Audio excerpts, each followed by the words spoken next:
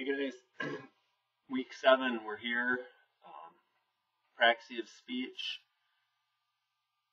Good chapter, challenging chapter. This is the intro to it. Couple assignments to go with it. There's a few videos to watch. One is a lady that I've worked with in the past. I'm going to give you the background on it here. She had a pretty big stroke, real global in nature, and I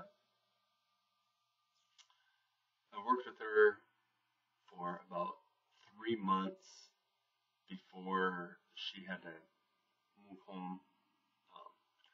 She had made some pretty nice gains when I first met her. She was pretty much she couldn't communicate. Her language area / motor programming planning areas had been whaled, destroyed with her stroke. She is paralyzed on her right side of her body completely, or was at that time, with leg, arm, so on and so forth. But she'd made some nice gains, and then she started suffering from seizure activities, and she declined in functionality again. She pretty much remains a nonverbal communicator. She does well with gesturing, and she's got some picture board type primitive AAC stuff in her room that sometimes she uses and sometimes she doesn't. But that's Celia. I'll be looking forward to your reflection papers on her. Part of the assignment that I put in there is, what would you do for this person? And I know that we haven't talked much about treatment within our class yet. We're going to be getting there. But I'm just curious, because a lot of treatment stuff, in my opinion, can be kind of common sense. As far as, you've seen the video, you've seen things that she could do, you've seen things that she clearly can't do, and where's that medium as far as where the breakdown point is, as you'll listen to in the PowerPoints. So and then the other video is just a YouTube clip that I saw. The guy's got some pretty big impairments going on as well. A good video, good sample. I thought that the video did a nice job with it as a demonstration.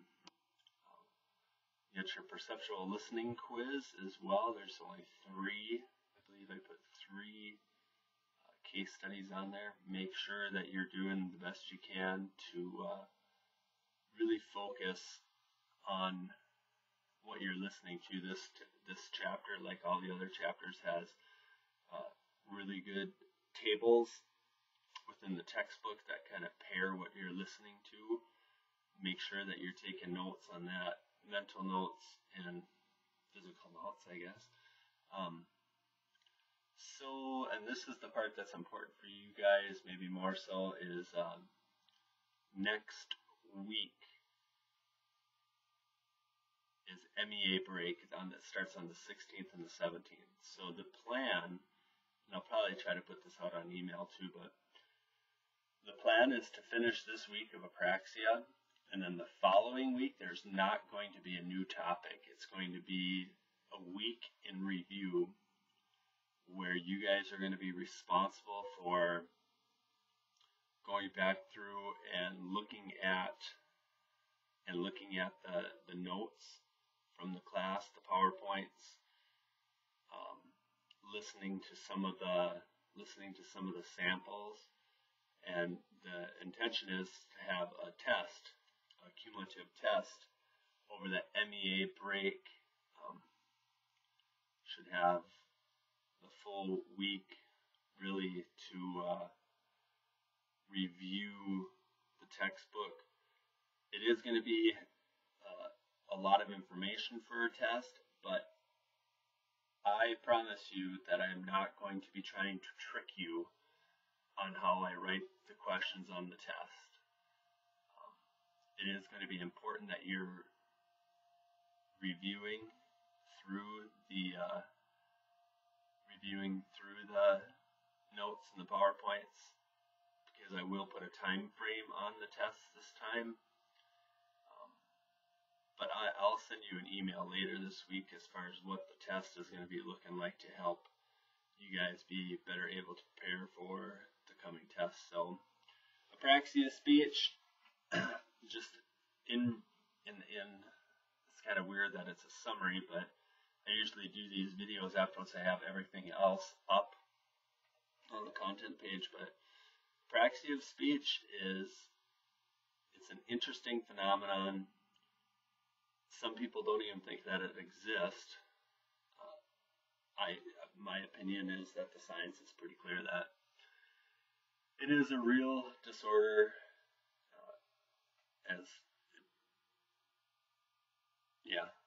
It is, but there is debate on it. But it's really, really fascinating in the sense that we'll work backwards. Your cranial nerves, so your lower motor neurons, they're totally fine for the most part. Back up, actually, it depends on how big the stroke was. But if we're talking a left hemisphere, cerebral hemisphere stroke, localized to more of the, parietal temporal area of the brain, so, right in this area, cranial nerves are going to be intact. Basal ganglia, cerebellum, your control circuits are going to be intact. But in general, it's that the upper motor neuron, the portion of your cortex that's sending and programming and planning these actions is impaired. So it's more just an upper motor neuron disorder, which is different than what we've been learning about with the dysarthrias for the most part. So yeah, the motor programming and planning regions of the brain, which, as you read in the textbook, it's kind of a vast area. There's lots of different players in the left cerebral hemisphere for the planning and programming, but when you get a big stroke and the planning and programming areas get affected, you end up with an apraxia of speech, which can render people nonverbal. But please email me or call me if you have questions or concerns about this week's information. I will be doing my best to check the email at least every night this week. Wednesday night I probably won't, it's the full moon and I like to go fishing on the full moon nights, but I see that it looks like, it's this one, looks like I have a black eye. That's actually caught a little bit of an elbow playing basketball on Friday morning, but thought I'd point that out. Anyways, you guys have a good week.